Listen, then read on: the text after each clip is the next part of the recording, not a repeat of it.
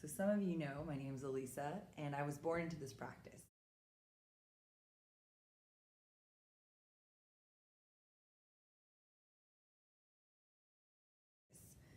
At the age of 1, my parents and I were in Yosemite, and all of a sudden my face turned purple. And they realized I had a severe asthma attack, and I was rushed to the hospital. Buddhist members organized tozos to chant for my health, and that's where the roots of my benefit began. During my childhood, my family moved around every 4 years. SGI members welcomed us with open arms in every state and country we went. We ended up settling in Boise when I was 12. And in Boise, we didn't have a culture center, there wasn't a youth division, and there were a handful of members practicing. The senior members were these older Japanese ladies who really encouraged all of us. But most of the community was Caucasian, very conservative, Mormon, or very Christian. And as you can imagine, my family stood out with like a sore thumb because I was embarrassed to be Chinese or Buddhist. Growing up, my friends would come over and my dad would be chanting in the living room. They would be all curious and wonder what was going on, sometimes kind of make fun of what the sound sounded like. But our home ended up being the place where district meetings in Kosen-Rufu Gongyo were held. Our neighborhood was lined up with cars, and neighbors would wonder what was going on. In there, I was embarrassed about how different our family was. The loud chanting, the incense. I told my friends I was Christian just like them. I just wanted to fit in. At 22, I finally got my Gohonzon and took on the practice as my own. I was able to see my full potential, and many of my friends asked me what I was up to due to my high life condition. I brought my first close friend to an SGI meeting in San Francisco and realized the diversity and uncertainty of what type of meeting it would be. So I decided to host a Tuesday Tozo dinner for 4 of my friends interested in Buddhism. We would chant for the first half, and I'd cook dinner with my little sister, and we'd eat and talk about the practice. This challenged me to properly pronounce Gongyo, which we talk about in this chapter, the insidious practice, and study in order to teach others about Buddhism. In my early 30s, I moved to Hong Kong, which actually was one of my benefits I was chanting for when I was in my late 20s.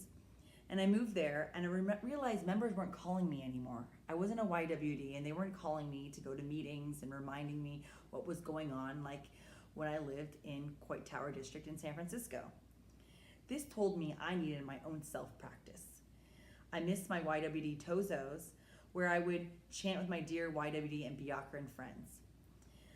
When I was on maternity leave with my first son, I started attending monthly what they called Women's Division chant and chats in Hong Kong.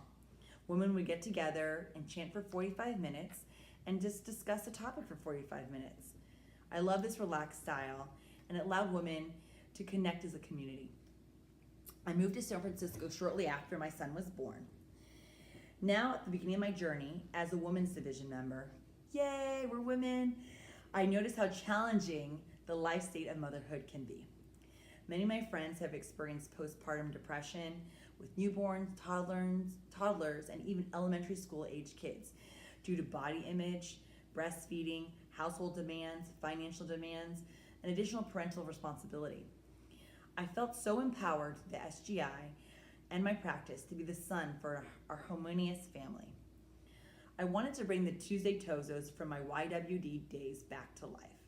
Many of my children's preschool parents would ask me about Buddhism, and I would invite them to district and intro meetings. However, it was very hard for them to attend in the evening and weekends due to childhood demands.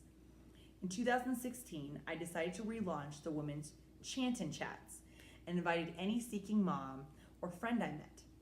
It was great for those who had flexible work schedules and who could not attend weekend or evening activities due to kids.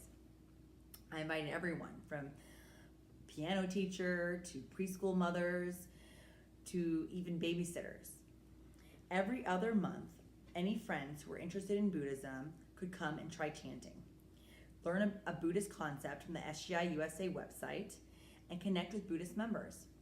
We would host, usually at my home, and have a deep conversation with warm tea. I was so appreciative of our senior members in faith, like Lorraine Cox, who many of you know, who often attends and shares her words of wisdom. Our meetings have anywhere from 7 to 15 people. Many of these women have a seeking spirit and are curious about Buddhism and what chanting is all about.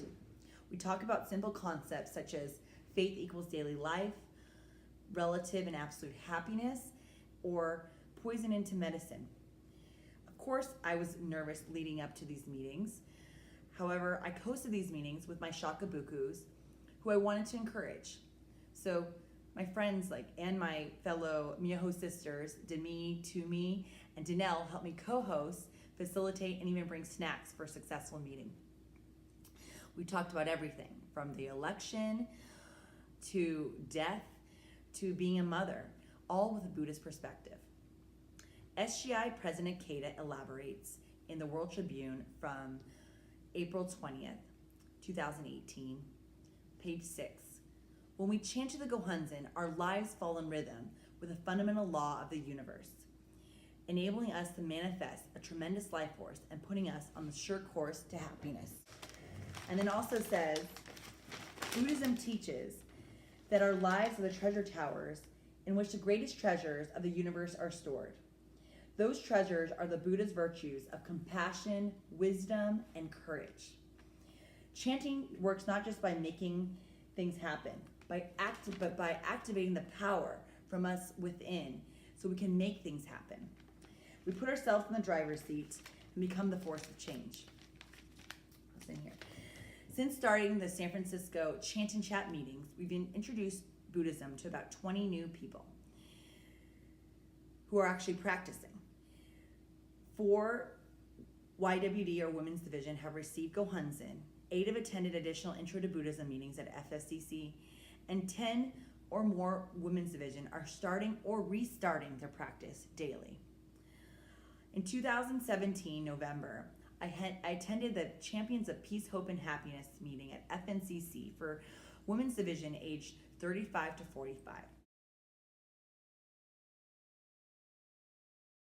And I was able to reunite with our mentor, Daisaku Ikeda. I actually wrote him a letter, which I don't often do, because they have these letters for fax, and I really wrote him a letter to share my compassion that I have to share this practice with all these young mothers in my community. I met with women all walks of life during FNCC, going through different challenges such as depression, relationships, motherhood, and just financial stress. At the end of the conference, I committed to chanting 1 hour a day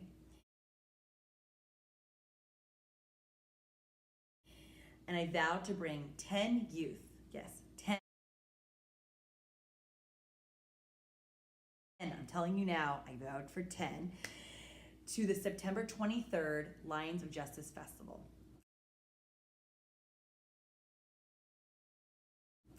"24 hours after the conference, I challenged myself with two other of my good friends and personally introduced 7 youth in a 24-hour period.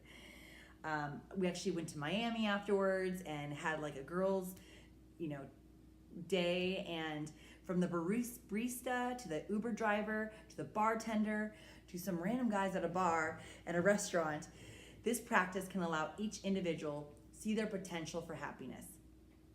I would write Nam-myoho Renge Kyo on a cocktail napkin or on the back of my coffee receipt, or find a Nam-myoho Renge Kyo card in my pocket. And I never thought I was this type of person that would do that, but I was so inspired, encouraged by this practice that's changed my life, and it's changed all these women with all walks of life's backgrounds, that I just wanted to give the words of Nam-myoho Renge Kyo to people that I encountered that had a big smile, that looked like they needed support, or someone that just came to me and just asked me what I was doing.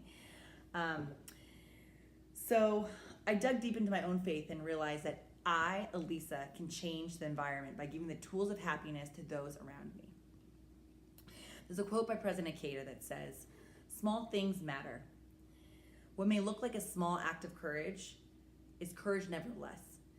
The important thing is to be willing to take a step forward."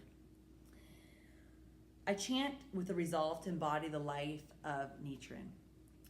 Like I'm getting my head cut off. I'm the full faith and full potential of ourselves. I chant daily, and morning Gongyo is critical. And we also talk about Gongyo being the ceremony which our lives commune with the universe, which we'll discuss today. In the past, I'd worry about what kind of meeting I'd take a friend to. Though I respect all walks of life, sometimes there'd be an eccentric character or Buddhist member or someone shared an odd experience. But then I'd attend the meeting and not bring a friend, and I regret I didn't bring them. So now when I go to meetings and when I host a meeting, or if I go to a district meeting or Costa Rica Gongyo, I have the faith that everyone will benefit from the meetings with a heart-to-heart dialogue. And I don't stress before the meeting because I put hours of daimoku and study in preparation. I have one of the 10 YWD who received Gohansen. So I have one of the 10 for the September 23rd festival. And I'm encouraged to be focusing on more youth to bring to the festival. So I am planning to fill up my soccer mom minivan with youth who have a potential to change the world for the SGI. The roots of my practice have deepened, and now I'm the tree of my family, not just the roots, but I'm the tree, like the sequoia tree from the Yosemite.